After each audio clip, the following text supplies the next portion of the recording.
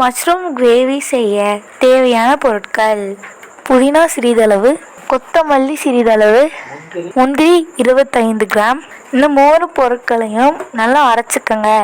Mushroom 200 gram, வெங்காயம் 2, தக்காளி 1, இஞ்சி பூண்டு விழுது 2 ஸ்பூன், கரம் மசாலா 1 ஸ்பூன், குழம்பு மிளகாய்த்தூள் 3 ஸ்பூன், உப்பு தேவையான அளவு, தேங்காய் அரை கப், சோம்பு சிறிதளவு.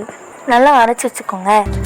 அடுப்பை பற்ற வச்சுட்டு கடாயில் தேவையான அளவு எண்ணெயை ஊற்றிக்கோங்க. அடுத்து நறுக்கி வச்ச வெங்காயத்தை கடாயில் போட்டுக்கோங்க.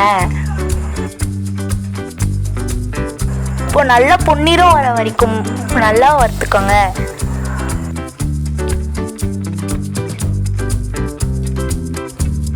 நறுக்கி வச்ச காளானை சேர்த்துக்கோங்க.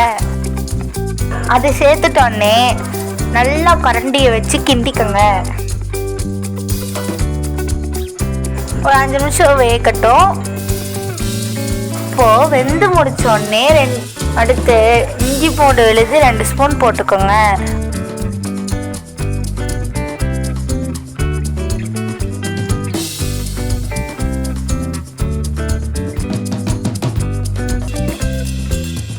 கரம் மசாலா 2 ஸ்பூன், குழம்பு மிளகாய்த்தூள் 3 ஸ்பூன் சேர்த்துக்கோங்க.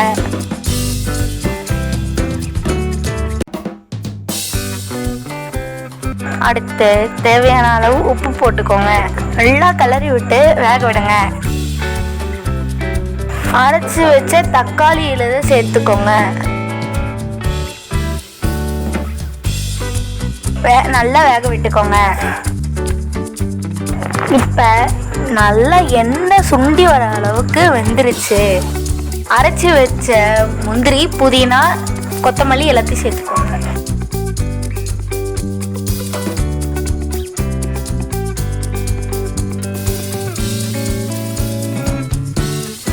இதெல்லாம் ஒன்றா சேர்ந்து நல்லா வெந்துருச்சு.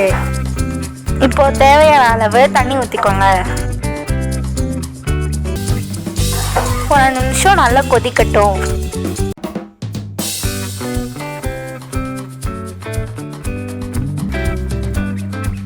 அரைச்சி வச்ச தேங்காவை இப்போ சேர்த்துக்கோங்க.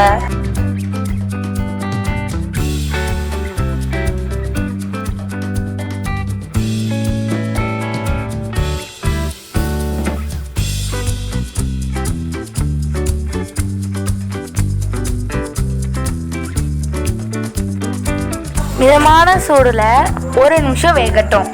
அவ்வளோதான், முடிஞ்சிருச்சு. சுவையான mushroom gravy ready. Thanks for வாட்சிங். லைக் பண்ணுங்கள், ஷேர் பண்ணுங்கள், சப்ஸ்கிரைப் பண்ணுங்கள். மறக்காமல் கமெண்ட் பண்ண மறந்துடாதீங்க. அடுத்த வீடியோவில் சந்திக்கலாம். அடுப்பு பற்ற வச்சுட்டு வானலியில் கடாயிலே சொல்கிறப்போ வறுத்து முடிச்சுட்டானே நறுக்கி வச்ச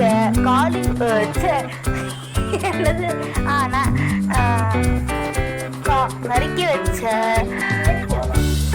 காளானை உள்ள போட்டுக்கோங்க.